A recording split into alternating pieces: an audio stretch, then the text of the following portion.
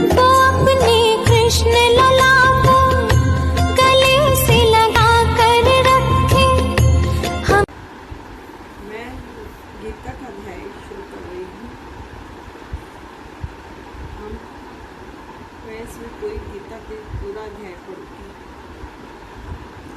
शक्तिशाली योद्धा। पहला अध्याय कुरुक्षेत्र के युद्ध स्थल में सैन्य निरीक्षण। शक्तिशाली योद्धा अर्जुन युद्धाभिमुख विपक्षी सेनाओं में अपने निकट संबंधियों, शिष्यों तथा मित्रों को युद्ध में अपना अपना जीवन उत्सर्ग करने के लिए उन्नत देखता है। वह शोक तथा करुणा से अभिभूत होकर अपनी शक्ति खो देता है। उसका मन मोहमनस ग्रस्त हो जाता है और वह युद्ध करने के लिए अपने संकल्प को त्याग देता है। गीता का अध्याय 2। गीता का सार।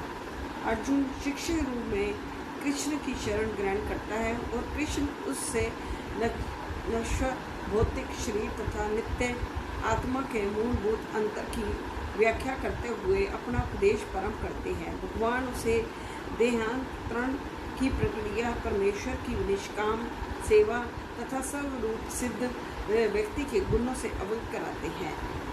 अध्याय 3। कर्मयोग।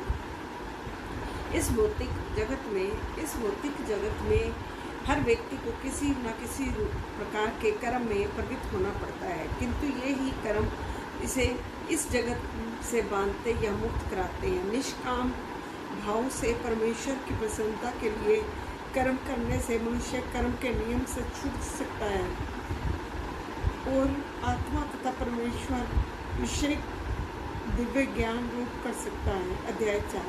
दिव्य ज्ञान। आत्मा, ईश्वर तथा इन दोनों से संबंधित दिव्य ज्ञान युद्ध शुद्ध करने तथा मोक्ष प्रदान करने वाला है। ऐसा ज्ञान कर्म योग का फल है। भगवान गीता के प्राचीन इतिहास इस भौतिक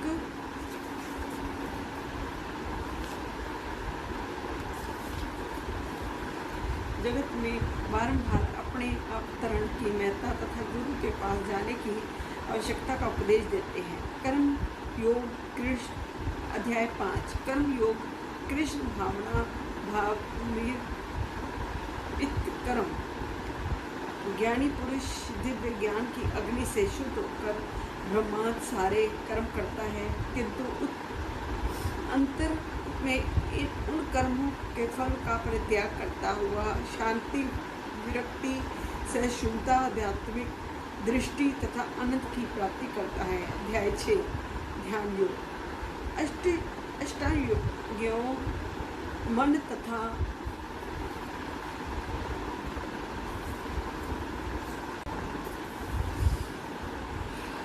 अध्याय 6। ध्यान योग। अष्टांग योग मन तथा इंद्रियों को नियंत्रित करता है और ध्यान को परमात्मा पर केंद्रित करता है। इस विधि की परिणति समाधि में होती है। अध्याय 7। भगवत ज्ञान। भगवान कृष्ण समस्त कारणों के कारण परम सत्य है। महात्मागण भक्तिपूर्वक उनकी शरण ग्रहण करते हैं, किंतु अपवित्र जन पूजा के अन्य विषयों की ओर अपने मन को मोड़ देते हैं। अध्याय 8। भगवत प्राप्ति। भक्ति पूर्वक भगवान कृष्ण का आजीवन स्मरण करते रहने से और विशेषता मृत्यु के समय ऐसा करने से मनुष्य परम धाम को प्राप्त कर लेता है। अध्याय 9। परम गुण ज्ञान। भगवान श्री कृष्ण परमेश्वर हैं और पूज्य हैं। भक्ति के माध्यम से जीव उनसे शाश्वत संबंध है। शुभ भक्ति को जागृत करके मनुष्य कृष्ण के धाम को वापस जाता है। अध्याय 10। शिव भगवान का ऐश्वर्य। भर